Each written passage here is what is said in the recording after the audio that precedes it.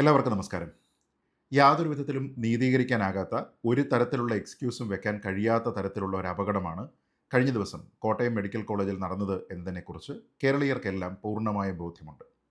ഈ ഒരു സാഹചര്യത്തിൽ ആരോഗ്യമന്ത്രി ശ്രീമതി വീണ ജോർജ് രാജിവെക്കണം എന്നുള്ള ഒരു ഡിമാൻഡ് വളരെ ന്യായമാണ്. കാരണം ഈ ബിൽഡിങ്ങിന് 2012 തന്നെ ബലക്ഷയമുണ്ട് എന്ന് കണ്ടെത്തിയതാണ്. പുതിയ ബിൽഡിങ്ങിൻ്റെ പണി 2016 തുടങ്ങിയതാണ്. ഇക്കാലം അത്രയും ഈ ബിൽഡിംഗ് ഇത് തകർന്നു വീഴുന്ന സമയം വരെയും അതിൽ വാർഡുകൾ പ്രവർത്തിച്ചിരുന്നു. അതിലെ ടോയ്ലറ്റ് കോംപ്ലക്സ് ആൾക്കാർക്ക് വേണ്ടി നൽകിയിരുന്നു. അതിനുശേഷം അങ്ങനെ ഉണ്ടായിരുന്നില്ല എന്നും ആ ടോയ്ലറ്റ് കോംപ്ലക്സ് ഉൾപ്പെടെ ആൾക്കാർക്ക് ഉപയോഗിക്കാനായിട്ട് നൽകിയിട്ടില്ലായിരുന്നു എന്നുമൊക്കെ പറഞ്ഞ് നുണ പറഞ്ഞുകൊണ്ട് രക്ഷപ്പെടുന്നതിന് വേണ്ടിയിട്ടാണ് ആരോഗ്യമന്ത്രി ശ്രീമതി വീണ ജോർജും കോട്ടയം ജില്ലയിൽ നിന്ന് തന്നെയുള്ള മന്ത്രിയായിട്ടുള്ള ശ്രീ വി എൻ വാസവനും അടക്കം ശ്രമിച്ചത്. താൻ സൂപ്രണ്ടായി പ്രവർത്തിക്കുന്ന ഒരു സ്ഥാപനത്തിൽ വാർഡുകൾ പ്രവർത്തിക്കുന്ന ഒരു ബിൽഡിംഗ് അത് ഉപയോഗശൂന്യമായിരുന്നു, അത് ഇതുവരെ ഉപയോഗിക്കുന്നുണ്ടായിരുന്നില്ല എന്നൊക്കെ പറയണമെങ്കിൽ ചില്ലറ ഉളുപ്പില്ലായ്മ പോരാ എന്ന് മാത്രമേ ഡോക്ടർ ജയകുമാറിനോട് ഈ വിഷയത്തിൽ പറയാനുള്ളൂ. ഈ ഘട്ടത്തിൽ വീണ ജോർജ് ഒറ്റപ്പെടുന്നു എന്ന് തോന്നുന്ന സമയത്ത് സ്വാഭാവികമായും CPMൻ്റെ മറ്റു പല മന്ത്രിമാരും അവരെ പിന്തുണയ്ക്കുന്നതിന് വേണ്ടി എത്തിയിരിക്കുകയാണ്. ഇവിടെ മെഡിക്കൽ കോളേജിൽ നടന്ന അതിദാരുണമായിട്ടുള്ള ഒരു തരത്തിലും ന്യായീകരിക്കാനാകാത്ത ഒരു സംഭവത്തെ മുൻനിർത്തിക്കൊണ്ട് വീണ ജോർജ് വളരെ മഹത്തായ ആരോഗ്യമന്ത്രിയാണ് എന്നൊക്കെ സ്ഥാപിക്കുന്നതിന് വേണ്ടി പലരും ശ്രമിക്കുന്നു. അതിൽ ഒരുപക്ഷെ ഏറ്റവും അപഹാസ്യമായി തോന്നിയ ഒരു സോഷ്യൽ മീഡിയ പോസ്റ്റ് മന്ത്രി ശ്രീ മുഹമ്മദ് റിയാസിൻ്റെ ഭാഗത്തു നിന്നുണ്ടായതാണ്. അതെന്താണ് എന്ന് പരിശോധിക്കുകയാണ് ഈ വീഡിയോയിൽ നോക്കാം. നമുക്കറിയാം, മന്ത്രി ശ്രീമതി വീണ ജോർജിനെതിരെ വലിയ ആരോപണങ്ങൾ ഉണ്ടാകുമ്പോൾ അവരുടെ രാജിക്ക് വേണ്ടി കോൺഗ്രസും BJPയും ഒക്കെ ആവശ്യപ്പെടുന്നു, ജനം ആവശ്യപ്പെടുന്നു, പ്രതിഷേധ പ്രകടനങ്ങളൊക്കെ തന്നെ നടക്കുന്നു. പ്രതിഷേധക്കാരെ മാറ്റുന്നതിന് വേണ്ടി ജലപീരങ്കി അടക്കം പ്രയോഗിക്കുന്ന ഒരു സാഹചര്യമുണ്ട്. മന്ത്രി വീണ ജോർജിൻ്റെ ഔദ്യോഗിക വസതിക്ക് മുന്നിൽ വരെ പ്രതിഷേധം നടക്കുകയാണ്. ഈ ഒരു സാഹചര്യത്തിൽ വീണ ജോർജ് കേരളത്തിൻ്റെ ആരോഗ്യരംഗത്തിന് വലിയ നിസ്തുലമായ സംഭാവനകളൊക്കെ തന്നെ നൽകിയിട്ടുണ്ട് എന്ന രീതിയിൽ അവരെ വിശുദ്ധയാക്കുന്നതിന് വേണ്ടി ഉള്ള ഒരു ശ്രമമാണ് ഇവിടെ മന്ത്രി മുഹമ്മദ് റിയാസിൻ്റെ ഭാഗത്തു നിന്നുണ്ടായിരിക്കുന്നത്. ആ പോസ്റ്റ് ഒന്ന് നോക്കാം. അതിലെ ചില വരികൾ അദ്ദേഹം ആവർത്തിച്ച് തന്നെ പറയുന്നുണ്ട്. അദ്ദേഹത്തിന് തന്നെ ബോധ്യമില്ലാത്തത് കൊണ്ടാണോ എന്നറിയില്ല.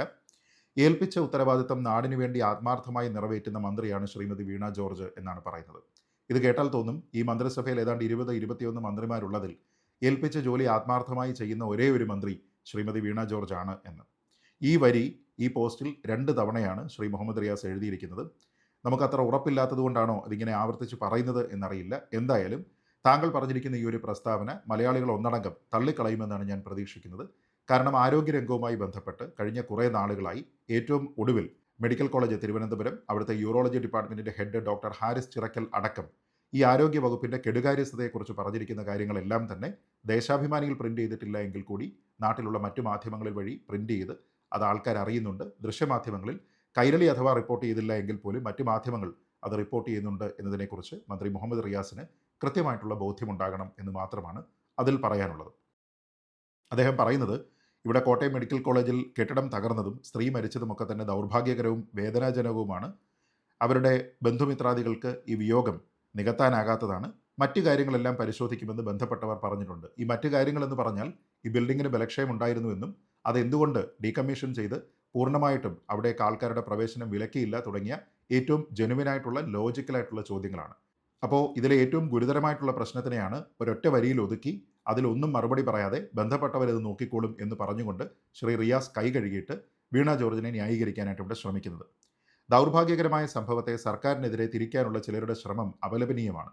ഇത് സർക്കാരിൻ്റെ ഭാഗത്തു നിന്നുണ്ടായിരിക്കുന്ന കെടുകാര്യസ്ഥതയുടെ ഭാഗമായിട്ടാണ് ഈ കെട്ടിടം അവിടെ വീണിരിക്കുന്നത്. അതിനുവേണ്ടി നമുക്ക് മൊസാദിനെയോ CIA ഒന്നും കുറ്റം പറയാൻ കഴിയില്ല എന്ന് ശ്രീ റിയാസ് മനസ്സിലാക്കണം. അതുകൊണ്ട് തന്നെ ഇത് ഏതെങ്കിലും ഒരു പ്രത്യേക സംവിധാനം വഴി സർക്കാരിനെതിരെ തിരിച്ചുവിടുന്ന ആരോപണമല്ല, മറിച്ച് ഈ ആരോപണം കേൾക്കാൻ പൂർണ്ണമായി ബാധ്യസ്ഥരായിരിക്കുന്നത് ഇവിടുത്തെ സർക്കാരാണ്, ആരോഗ്യ വകുപ്പാണ്. ആരോഗ്യമന്ത്രിയെ വ്യക്തിപരമായി അധിക്ഷേപിക്കാനും മാതൃകയായ കേരളത്തിൻ്റെ പൊതുജനാരോഗ്യ സമ്പ്രദായത്തെ തകർക്കാനുമാണ് ഇവർ ശ്രമിക്കുന്നത്. നോക്കൂ, ആരോഗ്യമന്ത്രിക്കെതിരെ വ്യക്തിപരമായിട്ടുള്ള ആക്ഷേപങ്ങൾ ഉണ്ടാവുക എന്നുള്ളത് സ്വാഭാവികമാണ്. കാരണം അവരുടെ കെടുകാര്യസ്ഥത അനുദിനം പുറത്ത് വന്നുകൊണ്ടിരിക്കുകയാണ്. അതുകൊണ്ട് അത് നിശ്ചയമായിട്ടും വ്യക്തിപരമായിട്ടുള്ള പല വിമർശനങ്ങൾക്കും വിധേയമാകും. എന്നാൽ അവരെ ആരെങ്കിലും അശ്ലീലം പറയുകയോ അവരെ വ്യക്തിപരമായി കൂടുതലായി അധിക്ഷേപിക്കുകയോ ഒക്കെ ചെയ്യുന്നുണ്ടെങ്കിൽ അത് നിയമപ്രകാരം നേരിടേണ്ടുന്ന ഒരു നടപടിയാണ്. അതിന് എല്ലാവിധ സജ്ജീകരണവുമുള്ള ഒരു സംസ്ഥാനമാണ് കേരളം. അങ്ങനെ ആരെങ്കിലും അവരെ വ്യക്തിപരമായി അനാവശ്യമായി അവഹേളിക്കുന്നുണ്ടെങ്കിൽ, അവരെ അനാവശ്യമായി അശ്ലീലം വല്ലതും പറയുന്നുണ്ടെങ്കിൽ നിശ്ചയമായും സംസ്ഥാന സർക്കാരിന് അതുമായി ബന്ധപ്പെട്ട് നടപടിയെടുക്കാവുന്നതാണ് എന്നതിനെക്കുറിച്ച് മുഹമ്മദ് റിയാസ് മറന്നുകൂടാ. അപ്പോൾ അവിടെ ഒരു വിക്ടിം കാർഡ് കളിക്കുകയല്ല വേണ്ടത്. അങ്ങനെ ആരെങ്കിലും മോശമായി എന്തെങ്കിലും പറഞ്ഞിട്ടുണ്ടെങ്കിൽ അവർക്കെതിരെ നിയമ നടപടി സ്വീകരിക്കണം. പക്ഷേ എപ്പോഴും ഈ മുഹമ്മദ് റിയാസ് ഉൾപ്പെടെയുള്ള മറ്റു മന്ത്രിമാർ കേരളത്തിലെ ജനതയെ വെറുപ്പിച്ചുകൊണ്ടിരിക്കുന്നത് ഈ ഒരു കാര്യം തുടർച്ചയായി പറഞ്ഞുകൊണ്ടാണ്. മാതൃകയായ കേരളത്തിൻ്റെ പൊതുജനാരോഗ്യ സമ്പ്രദായം എന്നാലോചിച്ച് നോക്കുക. അത്ര മാതൃകയായിട്ടുള്ള കേരളത്തിൻ്റെ പൊതുജനാരോഗ്യ സമ്പ്രദായത്തിലാണ് ഇവിടെ പലപ്പോഴും മരുന്നുകൾ ലഭ്യമല്ല എന്ന രീതിയിലുള്ള കംപ്ലൈൻറ്റ് വരുന്നത്. കേരള മെഡിക്കൽ സർവീസസ് കോർപ്പറേഷൻ കൃത്യസമയത്ത് മരുന്നുകൾ പ്രൊക്യൂർ ചെയ്യുന്നതിന് വേണ്ടിയിട്ട് അവരെ എക്വിപ്ഡ് ആക്കിയിട്ടുണ്ടോ? എല്ലാ സർക്കാർ ആരോഗ്യ സ്ഥാപനങ്ങളിലും മതിയായ അളവിൽ മരുന്ന് ലഭ്യമാണോ? ഈ കാര്യങ്ങളെല്ലാം തന്നെ കൃത്യമായിട്ട് നടക്കുന്നില്ല എന്ന് ഇതിനോടകം എത്ര തവണ മാധ്യമപ്രവർത്തകർ അത് പുറത്തു കൊണ്ടുവന്നിട്ടുള്ള കാര്യമാണ്. തന്നെയുമല്ല, തിരുവനന്തപുരം മെഡിക്കൽ കോളേജിൽ ഡോക്ടർ ഹാരിസ് ചിറക്കലുമായി ബന്ധപ്പെട്ടുണ്ടായിരുന്ന ആ വിവാദം തന്നെ ഒരു സർജിക്കൽ ഉപകരണം ഏപ്രിൽ മാസത്തിൽ ഓർഡർ ചെയ്തതിന് ശേഷവും ജൂൺ അവസാനം സർജറിക്ക് വേണ്ടിയിട്ട് ആ ഡോക്ടർ വരുന്ന സമയത്ത് ആ ഉപകരണം അവിടെ ഇല്ല, പ്രവർത്തിക്കുന്നില്ല തുടങ്ങിയ കംപ്ലൈൻറ്റുകളാണ്. വളരെ ജെനുവിനായിട്ടുള്ള കംപ്ലൈൻ്റാണ്. ഇതിൻ്റെ നൂലാമാല, ഇതിൻ്റെ ചുവപ്പ് നാട ഒക്കെ അഴിക്കുന്നതിന് വേണ്ടി ഇവിടെ ഒരു സംവിധാനവും കാര്യക്ഷമമായി പ്രവർത്തിക്കുന്നില്ല എന്നുള്ളതാണ് പ്രശ്നം. അതിന് മന്ത്രി ശ്രീമതി വീണ ജോർജ് മാത്രമല്ല, ആ സിസ്റ്റത്തിൻ്റെ ഭാഗമായിട്ടുള്ള എല്ലാവരും ഉത്തരവാദികളാണ്. എല്ലായ്പ്പോഴും മന്ത്രി സിസ്റ്റത്തിനെയാണല്ലോ കുറ്റം പറയുന്നത്. ആ സിസ്റ്റത്തിൽ ബ്യൂറോക്രസിയുടെ ഭാഗമായി അതിൻ്റെ തലപ്പത്തിരിക്കുന്നത് ആരോഗ്യ സെക്രട്ടറിയാണ്. രാജൻ ഖോബ്രഗഡെ എന്ന ഒരു ആളാണ് അവിടെ ഇരിക്കുന്നത്. അദ്ദേഹം ദീർഘകാലമായി ആ പദവിയിലുണ്ട്. എന്ത് തരത്തിലുള്ള നടപടിയാണ് ഇങ്ങനെയുള്ള കാര്യങ്ങളിലൊക്കെ തന്നെ അദ്ദേഹം എടുക്കുന്നത് എന്നൊന്ന് അറിഞ്ഞാൽ കൊള്ളാം. എന്തായാലും അങ്ങനെ ബ്യൂറോക്രസിയുടെ ഭാഗമായി, സിസ്റ്റത്തിൻ്റെ ഭാഗമായി ഇരിക്കുന്ന ആൾക്കാർ ഇതിൽ മറുപടി, വിശദീകരണം ഒക്കെ നൽകാതെ കടന്നു കളയുക എന്ന് പറയുന്നത് തെറ്റായിട്ടുള്ള ഒരു കാര്യമാണ്. അതുകൊണ്ട് അവരെ അക്കൗണ്ടബിൾ ആക്കുക എന്നതിൻ്റെ അടിസ്ഥാനത്തിലാണ് ഈ വിമർശനമെല്ലാം തന്നെ വരുന്നത് എന്ന് ശ്രീ റിയാസ് മറന്നുകൂടാ. അടുത്തത് വീണ്ടും അവർ റിപ്പീറ്റ് ചെയ്യുകയാണ്. ഏൽപ്പിച്ച ഉത്തരവാദിത്തം ആത്മാർത്ഥമായി നിറവേറ്റുന്ന മന്ത്രിയാണ് ശ്രീമതി വീണ ജോർജ് എന്ന്. UDF ഭരണകാലത്ത് തകർന്നു കിടന്ന കേരളത്തിലെ ആരോഗ്യ മേഖലയുടെ ദയനീയാവസ്ഥ മലയാളിക്ക് മറക്കാനാകുമോ എന്നാണ് അദ്ദേഹം ചോദിക്കുന്നത്. അപ്പോൾ ഒന്ന് ആലോചിച്ച് നോക്കുക. കോട്ടയം മെഡിക്കൽ കോളേജിൽ അവിടെ ബലക്ഷയമുണ്ടായിരുന്ന ഒരു കെട്ടിടം ദീർഘകാലം അത് ബലക്ഷയമുണ്ടെന്ന് അറിഞ്ഞതിന് ശേഷവും പ്രവർത്തിക്കുന്നു. എന്നിട്ട് അവസാനം അത് തവിട് പൊടിയായിട്ട് വീഴുന്നു. അതിൽ ചില ആൾക്കാർക്ക് പരിക്ക് പറ്റുന്നു. ഒരു സ്ത്രീ അതിനടിയിൽപ്പെട്ട് മരിക്കുന്നു. ആ കാര്യം ഉണ്ടാകുന്ന സമയത്ത് ഭരണപക്ഷത്തു നിന്നുള്ള ഒരു മന്ത്രി ഇന്നത്തെ പ്രതിപക്ഷം മുമ്പ് ഭരണത്തിലിരുന്ന സമയത്ത് എന്തൊക്കെ തരത്തിലുള്ള കെടുകാര്യസ്ഥതയായിരുന്നു ഭരണത്തിൽ ആരോഗ്യ വകുപ്പിൽ ഉണ്ടായിരുന്നത് എന്നതിനെക്കുറിച്ച് വ്യാഖ്യാനിച്ചുകൊണ്ട് കേവലം ഒരു പൂമരക്കമ്മി നിലവാരത്തിലേക്ക് മാറാൻ പാടില്ലായിരുന്നു എന്നുള്ളതാണ് എനിക്ക് അദ്ദേഹത്തിനോട് പറയാനുള്ളത്. കാരണം ഇതൊക്കെ നിങ്ങളുടെ ചാനൽ ചർച്ചകളിലേക്ക് വിടുന്ന വക്താക്കളായിട്ടുള്ള പല ആൾക്കാരും പറയേണ്ടുന്ന കാര്യങ്ങളാണ്. സംസ്ഥാനത്തിൻ്റെ ഉത്തരവാദിത്തപ്പെട്ട ഒരു മന്ത്രി ഒരിക്കലും ഒരു പൂമരക്കമ്മി നിലവാരത്തിലേക്ക് താഴ്ന്നുകൊണ്ട് ഇങ്ങനെയുള്ള കാര്യങ്ങളൊന്നും താരതമ്യം ചെയ്യാൻ ഉചിതമായിട്ടുള്ള ഒരു സമയമല്ല ഇത് എന്നുള്ള ഒരു ബോധ്യം ഉണ്ടാകേണ്ടുന്നയാളാണ്. പക്ഷേ ആ ബോധ്യം ശ്രീ മുഹമ്മദ് റിയാസിന് ഇവിടെ ഇല്ല എന്നുള്ളത് അങ്ങേയറ്റം ഞെട്ടിപ്പിക്കുന്ന, ദുഃഖിപ്പിക്കുന്ന ഒരു വസ്തുതയാണ്. അന്ന് സർക്കാർ ആശുപത്രികളിൽ ഡോക്ടർമാരുണ്ടായിരുന്നോ? ഇല്ല. അതായത് ഇന്നുണ്ട് എന്നാണ് പറയുന്നത്. മരുന്നും സജ്ജീകരണങ്ങളും ഉണ്ടായിരുന്നോ? ഇല്ല. എന്നാലോചിച്ച് നോക്കുക. മരുന്നും സജ്ജീകരണങ്ങളും എന്ന് പറയുമ്പോൾ മരുന്നും ഉണ്ടായിരിക്കണം, മറ്റനുബന്ധമായിട്ടുള്ള മറ്റു കാര്യങ്ങളും ഉണ്ടായിരിക്കണം. അതില്ല എന്നാണ് ഡോക്ടർ ഹാരിസ് ചിറക്കൽ പറയുകയും വലിയ വിവാദമുണ്ടാവുകയും സംസ്ഥാന സർക്കാരിനെ കുറ്റപ്പെടുത്തുന്ന രീതിയിലത്തേക്ക് അദ്ദേഹം പ്രതികരിക്കരുതായിരുന്നു എന്നൊക്കെ പറഞ്ഞുകൊണ്ട് CPMൻ്റെ പല തത്വവാദികളെല്ലാം തന്നെ ഇറങ്ങിയിരിക്കുന്നതുമൊക്കെ നമ്മൾ കണ്ടത്. അപ്പോൾ ശ്രീ മുഹമ്മദ് റിയാസ് ഏത് കാലഘട്ടത്തിൽ എവിടെയാണ് കഴിയുന്നത്, കേരളത്തിലെങ്ങും അല്ലേ എന്നുള്ള ഒരു ചോദ്യമാണ് ഈ ഒരു സ്റ്റേറ്റ്മെൻറ്റ് ബാക്കിയാക്കുന്നത്. കാരണം മരുന്നുകളും സജ്ജീകരണങ്ങളും ഇവിടെ ഇല്ല എന്നതുമായി ബന്ധപ്പെട്ടാണ് ഡോക്ടർ ഹാരിസ് ചിറക്കലിൻ്റെ ഒരു പ്രതികരണം തന്നെ വരുന്നത്. പലപ്പോഴും ഈ ആശുപത്രിയിൽ സർജറിക്ക് വേണ്ടുന്ന പല കാര്യങ്ങളും വാങ്ങിത്തരുന്നത് രോഗിയുടെ ബന്ധുക്കളാണ് എന്ന തരത്തിലുള്ള സ്റ്റേറ്റ്മെൻറ്റുകൾ ഉണ്ടാകുന്നു. സർജറിക്ക് വേണ്ടുന്ന എക്യുപ്മെൻറ്റ് നേരത്തെ തന്നെ ഓർഡർ ചെയ്തതിന് ശേഷവും അത് ലഭ്യമാക്കുന്നില്ല. ഇതെല്ലാം തന്നെ ഈ നൂലാമാലയിലും ചുവപ്പ് നാടയിലും ഒക്കെ തന്നെ കുരുങ്ങിക്കിടക്കുകയാണ് എന്നുള്ള ആരോപണം പറഞ്ഞ് ഏതാനും ദിവസങ്ങൾ മാത്രമേ ആയിട്ടുള്ളൂ. അപ്പോഴാണ് പറയുന്നത് പഴയ സർക്കാരിൻ്റെ കാലത്ത് ഇതൊന്നും തന്നെ ഉണ്ടായിരുന്നില്ല എന്ന്. ഇന്നത്തെ കാലത്തും ഇതൊന്നും തന്നെ ഇല്ല എന്നാണ് യൂറോളജി ഡിപ്പാർട്ട്മെൻറ്റിൻ്റെ ഹെഡായിട്ടുള്ള ഒരു ഡോക്ടർ പറഞ്ഞത്. അത് കഴിഞ്ഞിട്ട് ഏതാനും ദിവസങ്ങളെ ആയിട്ടുള്ളൂ എന്ന് റിയാസ് മനസ്സിലാക്കുക. അടുത്തത്, അന്ന് UDF സർക്കാർ ഇന്നത്തെ പോലെ പൊതുജനാരോഗ്യ സമ്പ്രദായത്തിന് ഫണ്ട് നീക്കി വെച്ചിരുന്നോ? ഇല്ല. അതാണ് LDF UDF നയങ്ങൾ തമ്മിലുള്ള വ്യത്യാസം. അതാണ് ഈ ഉറുമീസ് എന്നൊക്കെ പറയുന്ന തരത്തിൽ ഇങ്ങനെ ദാരുണമായിട്ടുള്ള ഒരു മരണം, നീതീകരിക്കാനാകാത്ത, ന്യായീകരിക്കാനാകാത്ത ഒരു മരണം ഉണ്ടാകുമ്പോൾ പഴയ ആൾക്കാരെ അല്ലെങ്കിൽ പഴയ സർക്കാരിനെ ഇന്നത്തെ പ്രതിപക്ഷം ഭരണത്തിലിരിക്കുമ്പോൾ അവരുടെ ഭാഗത്തു നിന്നുണ്ടായിരുന്ന കാര്യത്തിനേക്കാൾ എത്രയോ ഞങ്ങൾ പുരോഗമിച്ചിരിക്കുന്നു എന്നൊക്കെയാണ് ഇവർ പറയുന്നത്. അങ്ങനെയാണ് എങ്കിൽ ശ്രീ മുഹമ്മദ് റിയാസ് തിരിച്ച് ഇതേപോലെ കാര്യം ചോദിക്കാം. ഇപ്പോൾ വേണമെങ്കിൽ ശ്രീ VD സതീശനോ ശ്രീ സണ്ണി ജോസഫിനോ ഒക്കെ നിങ്ങളുടെ മുന്നിലേക്ക് വെക്കാൻ കഴിയുന്ന കാര്യമാണ്. ഇതേപോലെ തന്നെ കമ്പയർ ചെയ്തിട്ട് അന്ന് ഏതെങ്കിലും ഒരു ഡിപ്പാർട്ട്മെൻറ്റ് തലവൻ സർക്കാരിൻ്റെ കെടുകാര്യസ്ഥതയെ ചോദ്യം ചെയ്ത് പുറത്തു വന്നിരുന്നോ? ഇന്നത് വരുന്നുണ്ട്. അന്ന് ഏതെങ്കിലും മെഡിക്കൽ കോളേജ് ആശുപത്രി കെട്ടിടം തകർന്നു വീണ് ആൾക്കാർ മരണപ്പെട്ടിരുന്നോ? ഇന്നത് സംഭവിക്കുന്നുണ്ട് തുടങ്ങിയ കാര്യങ്ങളൊക്കെ തന്നെ വേണമെങ്കിൽ കമ്പയർ ചെയ്യാം.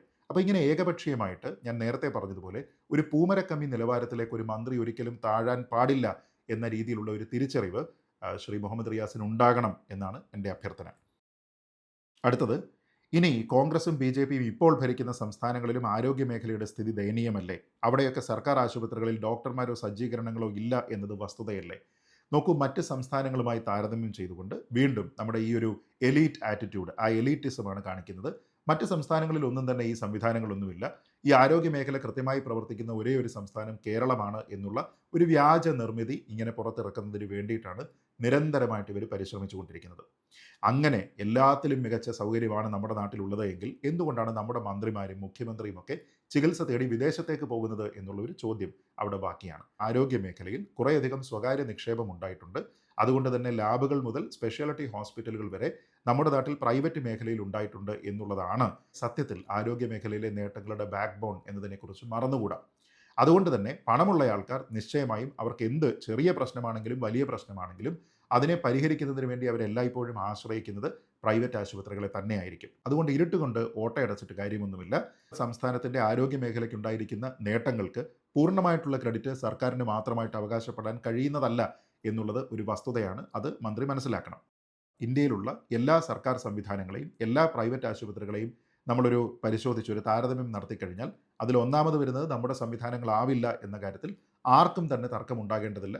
മറ്റ് സംസ്ഥാനങ്ങളൊന്നും തന്നെ നോക്കൂ, ഞങ്ങൾ മറ്റ് 27 സംസ്ഥാനങ്ങളെക്കാൾ മെച്ചമാണ് എന്ന് പറയാനായിട്ടും മേനി നടിക്കാനായിട്ടും ശ്രമിക്കുന്നില്ല. കേരളം പലപ്പോഴും ഈ ഒരു അല്പത്തരം ഇങ്ങനെ തുടർച്ചയായിട്ട് പറഞ്ഞുകൊണ്ടിരിക്കുകയാണ്. നമ്മളാണ് എല്ലാത്തിലും നമ്പർ 1 എന്ന് സ്ഥാപിക്കുന്നതിന് വേണ്ടി ശ്രമിക്കുകയാണ്. നമ്മൾ ട്രൂലി നമ്പർ 1 ആയിരുന്നുവെങ്കിൽ ഈ രീതിയിൽ കോട്ടയം മെഡിക്കൽ കോളേജിൽ ഉണ്ടായിരുന്നത് പോലെയുള്ള ഒരു ദുരവസ്ഥ നമുക്കുണ്ടാകുമായിരുന്നില്ല എന്നുള്ളതാണ് ഏറ്റവും ചുരുക്കമായി മന്ത്രി ശ്രീ മുഹമ്മദ് റിയാസ് മനസ്സിലാക്കേണ്ടത്.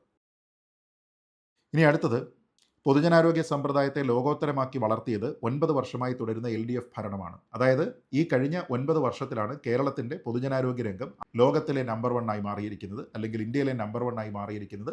അതിനു മുമ്പ് ഇവിടെ എങ്ങും ഒരു സംവിധാനവും ഇല്ലായിരുന്നു എന്നാണ് പറയുന്നത്.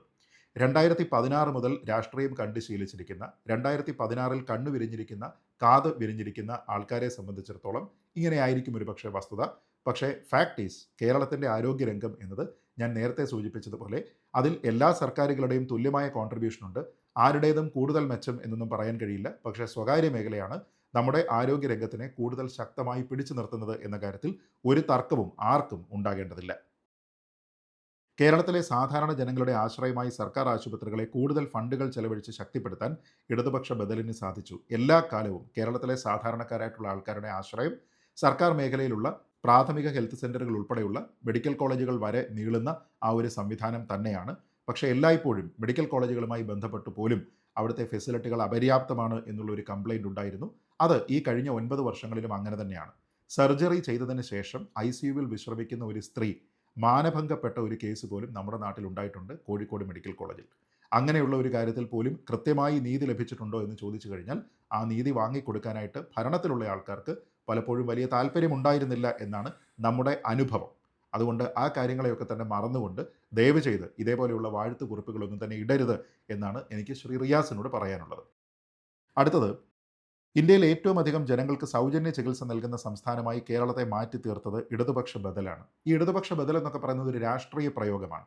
ഒരിക്കലും ഭരണത്തിൻ്റെ ഭാഗമായിട്ട് പൊതുജനാരോഗ്യത്തിൽ ശ്രദ്ധയുള്ള ഒരു സംവിധാനത്തിൻ്റെ ഭാഗമായി പറയുമ്പോൾ ഈ ഇടതുപക്ഷ ബദൽ എന്നൊക്കെയുള്ള വാക്കുകൾക്കൊന്നും ഒരു പ്രസക്തിയുമില്ല. ഇവിടെയെല്ലാം ഒരു പൊളിറ്റിക്കൽ ബ്രൗണി പോയിന്റ് സ്കോർ ചെയ്യുന്നതിന് വേണ്ടി അദ്ദേഹം രാഷ്ട്രീയത്തെ ഇതിലേക്ക് കലർത്തുകയാണ്.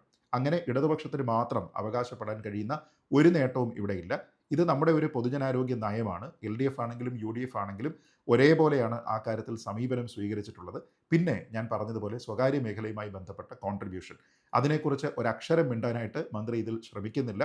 ശ്രീ പിണറായി വിജയൻ ഭരിച്ച സമയത്ത് മാത്രമാണ് കേരളത്തിൻ്റെ ആരോഗ്യ മേഖല ലോകോത്തരമായത് എന്നൊക്കെ പറയാനാണ് അദ്ദേഹം ശ്രമിക്കുന്നത്. ഇന്ത്യയിൽ ജനങ്ങൾ ഏറ്റവും അധികം സർക്കാർ ആശുപത്രികളെ ആശ്രയിക്കുന്ന സംസ്ഥാനമായി കേരളം മാറിയതിൻ്റെ കാരണവും ഇതുവരെ ഭരിച്ച ഇടതുപക്ഷ സർക്കാരുകളും ഇടതുപക്ഷ ബദലുമാണ്. ഇവിടെ വീണ്ടും ഇടതുപക്ഷ ബദലിനോടൊപ്പം മറ്റ് സർക്കാരുകളെ കൂടി ചേർത്ത് പിടിക്കുന്നു. കാരണം അത് തെറ്റായി പോകും പൊളിറ്റിക്കലി എന്ന് കഴിഞ്ഞ വരി എഴുതിയ സമയത്ത് അദ്ദേഹത്തിനൊരു ബോധ്യമുണ്ടായി കാണും. സംസ്ഥാനത്ത് എങ്ങനെയെങ്കിലും അധികാരത്തിൽ വന്ന ആരോഗ്യ മേഖലയിൽ ഉൾപ്പെടെ പഴയതുപോലെ കൊള്ളയടിക്കാൻ UDF നടത്തുന്ന ശ്രമം ജനം തിരിച്ചറിയുന്നുണ്ട്. ഒന്ന് ആലോചിച്ച് നോക്കുക, കോട്ടയം മെഡിക്കൽ കോളേജിലെ ഒരു കെട്ടിടം തകർന്നു വീണ് ഒരു പാവപ്പെട്ട സ്ത്രീ, ഒരു സഹോദരി, അവർ കൊല്ലപ്പെട്ടു. അങ്ങനെ അവരുടെ മരണമുണ്ടായതിനു ശേഷം ഒരു പ്രതിഷേധമുണ്ടാകുമ്പോൾ ആ പ്രതിഷേധത്തിൽ ഒരു ജെന്യുവിനെസ് ഉണ്ട് എന്നതിനെപ്പറ്റി പോലും തിരിച്ചറിയാതെ എങ്ങനെയെങ്കിലും അധികാരം പിടിക്കുന്നതിനുള്ള UDFൻ്റെ ഒരു ശ്രമമായിട്ട് മാത്രം ഈ പ്രതിഷേധത്തിനെ കാണുന്ന ഒരാൾ ആ ഒരു മന്ത്രി കസേരയിൽ ഇരിക്കാൻ യോഗ്യനേ അല്ല എന്നാണ് പറയേണ്ടത്.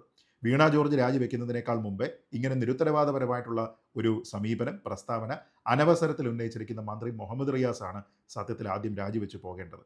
എന്തൊരു ഉളുപ്പില്ലായ്മയാണ് ഇതിൽ കാണുന്നത് എന്നാലോചിച്ച് നോക്കുക. ഒന്നാലോചിക്കൂ, ഈ ഒരു സമയത്ത് നമുക്ക് എല്ലാവർക്കും ധാർമ്മികമായിട്ട് കൂടി രോഷമുണ്ടാകേണ്ടുന്ന ഒരു സംഭവമാണ് അവിടെ നടന്നിരിക്കുന്നത്. ഒരു പാവം സഹോദരി അവരുടെ മകളുടെ ചികിത്സയ്ക്ക് വേണ്ടി ആ കുടുംബത്തിനെ മൊത്തം നോക്കുന്ന അതിൻ്റെ ഉത്തരവാദിത്തം മുഴുവൻ തൻ്റെ ചുമലുകളിലേക്ക് വഹിച്ച് വെച്ചിരിക്കുന്ന ഒരു പാവം സ്ത്രീ അവരവിടെ ആശുപത്രിയിൽ വന്നതിന് ശേഷം അവിടുത്തെ ടോയ്ലറ്റ് കോംപ്ലക്സ് ഉപയോഗിക്കുന്നതിന് വേണ്ടിയിട്ട് അവിടെ പോകുന്നു. ആ സമയത്ത് ഇങ്ങനെ ദാരുണമായിട്ടുള്ള ഒരു സംഭവം ഉണ്ടാകുന്നു. ഈ കെട്ടിടം തകർന്നു വീണ് അവരുടെ ജീവൻ നഷ്ടമാവുകയാണ്. ആ സമയത്ത് അവരുടെ കുടുംബത്തിനോടൊപ്പം ചേർന്ന് നിൽക്കുക, എന്താണ് അവിടെ സംഭവിച്ചിരിക്കുന്നത് എന്നതിനെക്കുറിച്ച് അന്വേഷിക്കുക, അതിൽ കുറ്റക്കാരായിട്ടുള്ള ആൾക്കാർക്കെതിരെ നടപടിയെടുക്കുക, ധാർമ്മികതയുടെ മാത്രമല്ല കർത്തവ്യത്തിൽ വീഴ്ച വരുത്തിയിരിക്കുന്നു എന്നതിൻ്റെ അടിസ്ഥാനത്തിൽ കൂടി ഉത്തരവാദിത്തപ്പെട്ട ആൾക്കാർ അതിൽ നിന്ന് രാജിവെച്ച് പുറത്തു പോവുക തുടങ്ങിയ കറക്റ്റീവായിട്ടുള്ള മെഷേഴ്സ് ഒക്കെ ചെയ്യുന്നതിന് പകരം ഇവിടെ നോക്കൂ, പ്രതിഷേധമൊന്നും തന്നെ ജസ്റ്റിഫൈഡ് അല്ല, അതൊക്കെ തന്നെ ഞങ്ങളെ അധികാരത്തിൽ നിന്ന് മാറ്റി UDFിന് അധികാരം പിടിച്ച് കട്ടുമുടിക്കുന്നതിന് വേണ്ടിയിട്ടുള്ള അവസരമായിട്ടാണ് അവർ കാണുന്നത് എന്നൊക്കെ പറയണമെങ്കിൽ നമ്മൾ ഈ പറയില്ലേ, കണ്ണിൽ ചോരയില്ലാതിരിക്കണം. കണ്ണിൽ ചോരയില്ലാത്ത ആൾക്കാർക്ക് മാത്രമേ ഇത്ര ക്രൂരമായി ഈ ഒരു സമയത്ത് പ്രതികരിക്കാൻ കഴിയൂ എന്നുള്ളതാണ് നമ്മുടെ പൊതുബോധം. അതുകൊണ്ട് തന്നെ ആ പൊതുബോധം വെച്ച് നോക്കിക്കഴിഞ്ഞാൽ മന്ത്രി മുഹമ്മദ് റിയാസ് അനാവശ്യമായി മന്ത്രി വീണ ജോർജിനെ ന്യായീകരിക്കാനേ കഴിയാത്ത ഒരു വിഷയത്തിൽ അവരെ വെളുപ്പിക്കുന്നതിന് വേണ്ടി ശ്രമിക്കുന്ന ഈ ഒരു ശ്രമം കേരളത്തിലെ ജനത കാണുന്നുണ്ട്. അവരത് പുച്ഛിച്ച് തള്ളും എന്ന് മാത്രമേ താങ്കളോട് പറയാനുള്ളൂ. അതുകൊണ്ട് ഇനിയെങ്കിലും താങ്കൾക്ക് ഈ പോസ്റ്റ് ഇടുന്ന സമയത്തുണ്ടായിരുന്ന വിവേകമില്ലായ്മ തിരുത്തുന്നതിന് വേണ്ടി താങ്കൾക്ക് സാധിക്കട്ടെ എന്ന് മാത്രം പ്രത്യാശിച്ചുകൊണ്ട് ഈ വീഡിയോ അവസാനിപ്പിക്കുന്നു. ജയ് ഹിന്ദ്.